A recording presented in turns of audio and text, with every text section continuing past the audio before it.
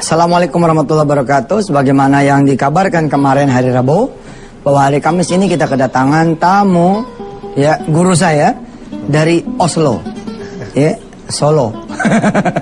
Oslo, Norwegia. Norwegia, jauh banget. Jauh banget. Habib Noval, subhanallah, beliau adalah murid kesayangan sekaligus juga mantunya dari Habib Anis.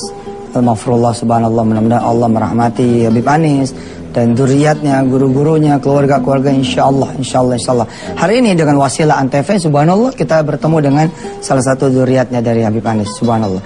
Habib Noval, kita lagi membahas surah Al-Fat.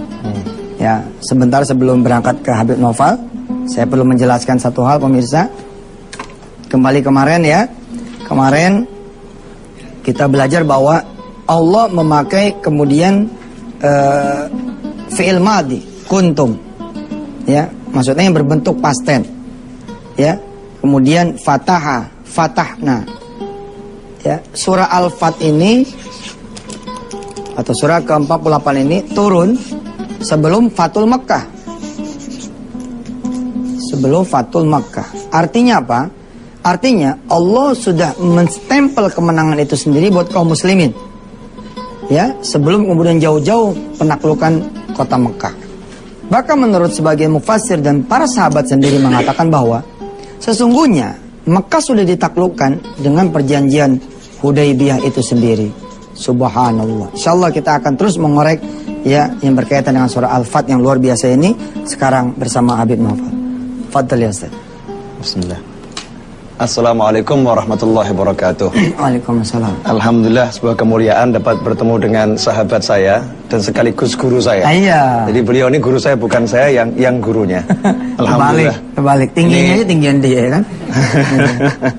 Alhamdulillah kasih kesempatan untuk berbagi. Sedikit yang ingin saya sampaikan, satu hal tentang kemuliaan Nabi Muhammad SAW. Dalam surat Al-Fat ini banyak dibahas kemuliaan Rasulullah. Di antaranya tentang Sulh Hudaybiyah, yang menjadi salah satu sebab turunnya ayat dari Inna Fatahna Laka Fatham Mubina. Nah, dikatakan di situ ketika Sulh Hudaybiyah, Rasulullah SAW berangkat bersama para sahabat. Para sahabat besar semuanya berangkat untuk ke Mekah, tapi tidak diizinkan untuk masuk kota Mekah. Apa yang beliau SAW lakukan? Apakah beliau memaksakan diri dengan sahabat yang berani mati, sahabat yang rela berkorban, sahabat yang tidak takut apapun? Beliau tinggal komandokan serbu, maka hancurlah itu orang-orang yang ada di Mekah. Kota Mekah akan beliau duduki. Tapi beliau tidak suka menggunakan kekerasan. Selalu beliau SAW menggunakan cara-cara yang rahmat, cara-cara yang penuh kasih sayang. Sebagaimana dikatakan dalam sebuah hadis, beliau bersabda, irhamu man fil ardi, irhamkum man fis sama. Rahmatilah, sayangilah yang di muka bumi, maka semua yang di langit akan menyayangi kalian. Malaikat, apapun makhluk Allah yang di langit, semuanya akan menyayangi kalian semua. Rasul juga bersabda SAW, man la yarham, la yurham. Siapa yang tidak menyayangi, maka dia tidak akan disayangi. Inilah yang menjadi prinsip dasar Islam. Nabi SAW sendiri, beliau dikatakan, wa ma arsalnaka illa rahmatan lil alamin. Tidak kami utus engkau kecuali sebagai rahmat bagi alam semesta. Wujud kasih sayangnya Allah bagi alam semesta adalah baginda Muhammad sallallahu alaihi wasallam. Karena itu pula Allah Subhanahu wa taala ingin menunjukkan bahwasannya Allah itu Maha menyayangi. Allah mengatakan, wasi'at rahmati kullasyai'. Rahmatku meliputi segala sesuatu. Allah pun mengawali Al-Qur'an yang 30 juz itu, Allah awali dengan basmalah, bismillahirrahmanirrahim. Dengan nama Allah yang Maha Pengasih lagi Maha Penyayang. Bahkan di situ dua nama yang akar katanya adalah rahmah dicantumkan oleh Allah. Ar-Rahman dan Ar-Rahim berasal dari satu akar kata, yaitu rahmah. Rasulnya pun SAW sebagai rahmah. Dalam Sulh Hudaybiyah inilah kita melihat kasih sayang yang luar biasa dari Nabi Muhammad SAW. Karena itu sangat aneh kalau kita seorang muslim, kita tidak mengedepankan kasih sayang dalam segala hal. Inilah contohnya. Rasul SAW dengan para sahabat dengan jumlah yang besar, kekuatan yang luar biasa, ingin beribadah di Mekah dihalangi. Apa yang beliau lakukan? Apakah beliau mengatakan, ini demi Allah, ini untuk Allah, ayo kita maju, kalau kita mati masuk surga? Apakah seperti itu yang disampaikan Nabi SAW? tidak demikian. Selagi masih ada jalan yang bisa ditempuh, bisa membawa kemaslahatan untuk umat manusia, Rasul akan pilih itu. Hadirin para pemirsa ANTV dimanapun Anda berada yang dimuliakan Allah Ta'ala.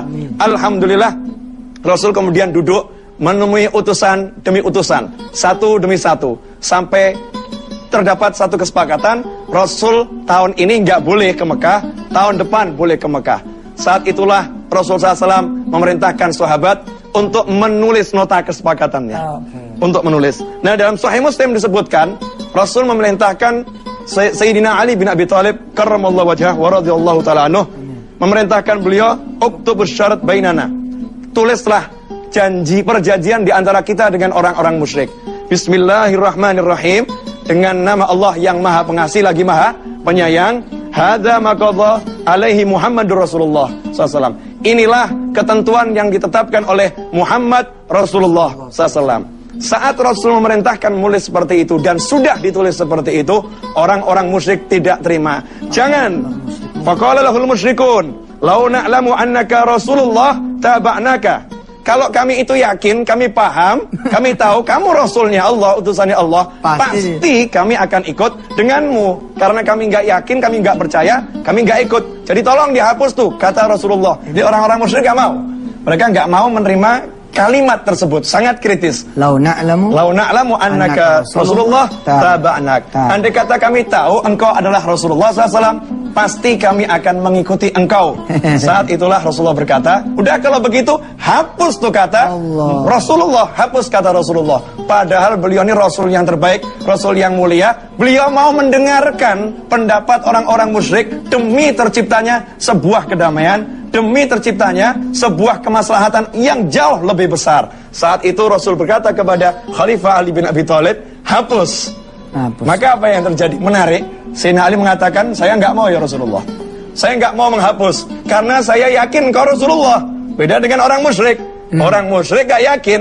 Kalau saya yakin, saya nggak mau menghapus. Saya nulis Muhammad Rasulullah, ya Muhammad Rasulullah. Dan Rasulullah saat itu sudah ada Imam Ali ya. Sudah ada. Dan ada Umar. Ada. Nggak mungkin dia balik kanan ya harusnya. Ada. Karena udah punya dua orang itu. Nah. Baik, Beb, kita tahan dulu.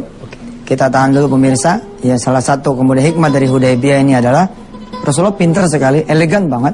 Karena dengan adanya perjanjian ini, sesungguhnya eksistensi Rasulullah dengan para sahabatnya diakui secara formal legal, secara legal formal. Subhanallah. Yang kemana-mana pemirsa, mumpung ada guru kita ini. Kalau perlu nih sampai Jumat jangan pulang dulu. Kamis Jumat besok, ya. Terima kasih pemirsa. Jangan kemana-mana. Kita segmen 2 sebentar lagi.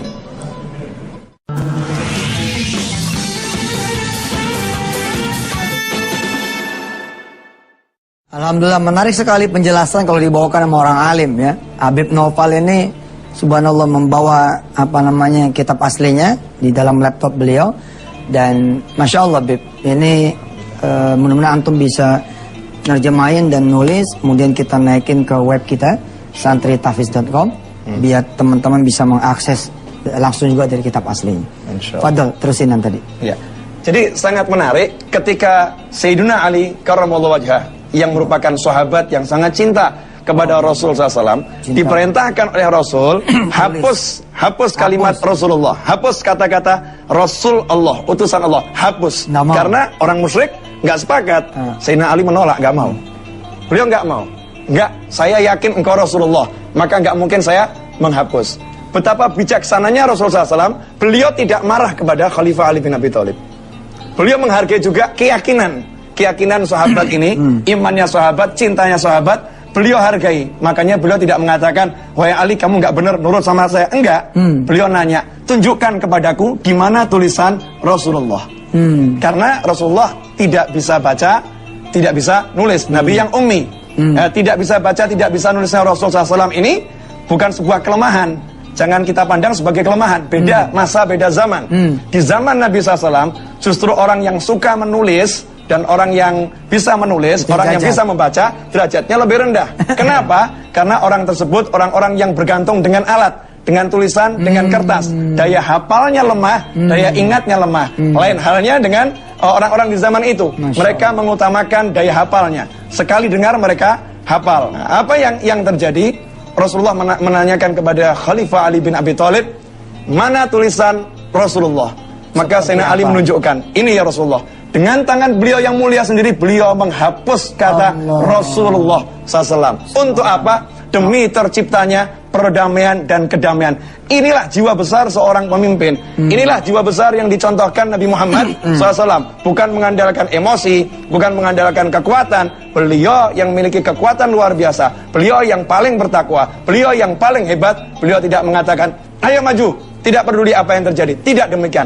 Selama jalan itu masih ada untuk perdamaian, itu yang beliau tempuh. Karena itu dalam sebuah hadis beliau menyatakan yang maknanya, janganlah kalian bercita-cita pengen ketemu musuh. Demikian kiranya sedikit tentang Sulh Hudaybiyah. Jadi karena itu dihapus, Allah SWT memberi kemuliaan. Nah, ayat itu menjadi ayat penutup suratul Fat. Masya Allah.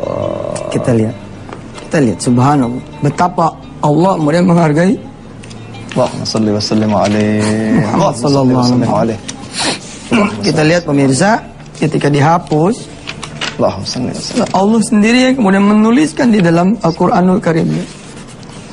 Lihat pemirsa, ayatnya saya beritahukan kepada saudara semua. Muhammadur Rasulullah. Allah menyebut nama kekasih Muhammad Rasulullah ditulis. Dan ini menjadi ayat penutup. Menjadi ayat penutup ayat 29. Bagaimana kemudian dipuji oleh Allah Subhanahu wa taala. Dialah walladzina ma'ahu asyidda'u 'alal kuffar. Ruhama'u bainahum tarahum ruk'an sujadan. Yabtaguna fadlan minallah wa ridwana. Allahumma salli wa sallim. Imam Ali menolak, tapi rupanya Allah tetap tidak menolak. Rupanya Allah tetap tidak mau Muhammad itu dihapus. Memang sifatnya Rasulullah SAW itu beliau selalu merendah. Beliau selalu merendah. Dan sedangkan Rasul sudah mengatakan, man tawadha'a rafa'ahullah. Siapa yang merendahkan diri, maka Allah yang akan mengangkat derajatnya. Inilah sama Allah ditulis langsung di Al-Quran. Bukan di surat perjanjian antara Muslim dengan non-Muslim, tetapi diabadikan oleh Allah nama beliau di dalam Al-Quran. Pengakuan dari Allah yang mengutusnya Muhammadur Rasulullah. Dan bahkan sifat sahabat saat itu yang mengatakan tidak mau untuk menghapus, memang itu ketegasan dari para sahabat, bukan sebagai bentuk penentangan kepada Rasul SAW, tapi karena cintanya kepada Nabi Muhammad SAW. Asyidda'u 'alal kuffar, tegas terhadap orang-orang yang belum memeluk agama Islam, yang kafir, yang menentang Islam. Ruhama'u bainahum, saling menyayangi di antara mereka. Nah, ini sifat-sifat sahabat ini yang sekarang kita rasakan masih kurang pada diri kita ini. Ruhama'u bainahum, saling menyayangi di antara mereka satu dengan yang lain. Subhanallah. Baik, Bib, ini ada foto-foto pemirsa, ya. Ini ada foto seorang polisi dengan anaknya yang sedang bersama Al-Quranul Karim, ya. Dan juga ada foto seorang pengusaha salon, dia tidak bisa baca Al-Quranul Karim, tapi subhanallah dia ikut menghafal. Tidak bisa baca bukan halangan kemudian untuk menghafal. Seperti apa dan siapa ini, nanti kita akan sama-sama saksikan di segmen 3 setelah yang berikut ini. Silakan.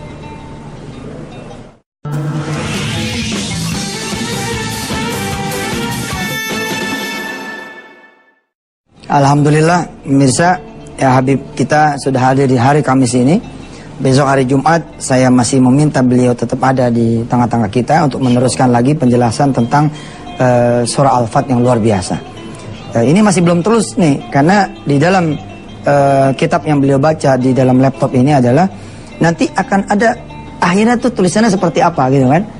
Tulisan awal dari perjanjian Hudaybiyah ini tertulisnya apa gitu?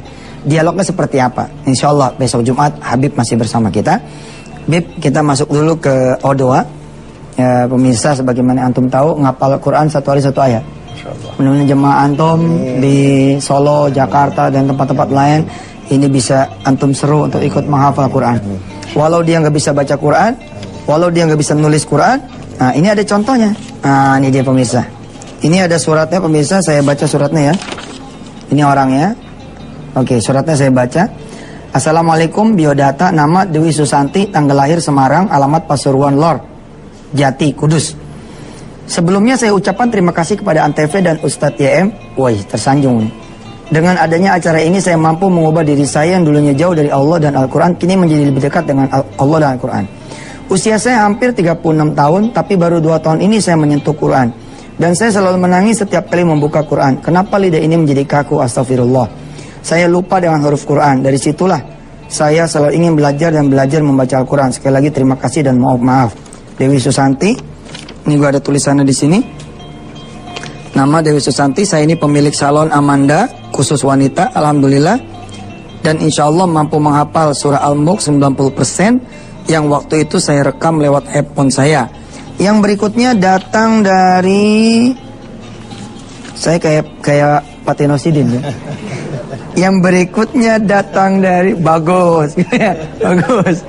Nah, ini datang dari Rahmatullah dan putrinya Keisha Lirashifa Maharani. Subhanallah, beliau ini adalah seorang polisi di Polresta Tangerang, ya. Kalau saya lihat di sininya Polresta Tangerang. Subhanallah, ini ada tulisannya. Dia ingin sekali menjadi seorang perwira, tapi dia bilang bukan duit. Bukan duit. Dilihat pemirsa, ya, bukan duit, bukan duit.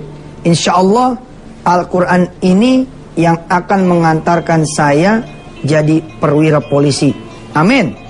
Insya Allah kita doakan, bahkan beliau dan teman-temannya bisa jadi Kapolres, Kapolda, ya, yang hafal Quran. Amin ya Allah Rabbal Alamin. Setidak-tidaknya anak-anaknya polisi lah yang hafal Quran. Sebenarnya cara gampang nyetak polisi hafal Quran gimana? Tahu nggak, Bib? Belum tahu. Gimana caranya nyetak seorang polisi jadi hafal Quran? Caranya adalah cetak seorang penghafal Quran jadi polisi. Oh gitu. Atau lewat doa, satu hari satu ayat. Baik pemirsa, kita masuk ayat yang ke-25, ya. Masih ayat 25 tapi baris yang kedua. Baris yang kedua. Perhatikan pemirsa, nih kita a'udzu dulu ya. A'udzubillahi minasyaitonirrajim. Bareng-bareng pemirsa baca. Yang studio baca.